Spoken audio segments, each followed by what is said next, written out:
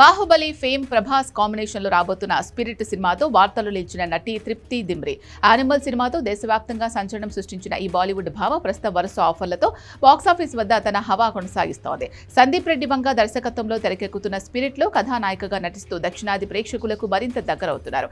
తాజాగా ఒక ఇంటర్వ్యూలో పాల్గొన్న తృప్తి దిమ్రి తన సినీ ప్రయాణం, కథల ఎంపిక మరియు ఇండస్ట్రీలో తాను నేర్చుకున్న పాఠాల గురించి ఆసక్తికరమైన విషయాలు వెల్లడించారు. సినీ పరిశ్రమలోకి వచ్చిన కొత్త రోజుల నుంచి ఇప్పటి వరకు సాధించిన విజయాల గురించి మాట్లాడుతూ తాను ఎప్పుడూ ఒకే విధమైన ఫార్ములాను నమ్ముకోలేదని తృప్తి తెలిపారు. నేనెప్పుడూ ఒక నిర్దిష్ట ఫార్ములాను నమ్ముకోలేదు. కేవలం సినిమాపై, నటనపై ఉన్న అమితమైన ఇష్టంతోనే ముందుకు సాగుతున్నాను. ప్రతి ప్రాజెక్ట్ నాకు కొత్త సవాళ్లు విసిరింది. ఆ సవాళ్లు, వాటి ద్వారా నేర్చుకున్న పాఠాలే ఈ రోజు నన్ను ఒక పరిపూర్ణ నటిగా తీర్చిదిద్దాయి అని ఆమె చెప్పారు.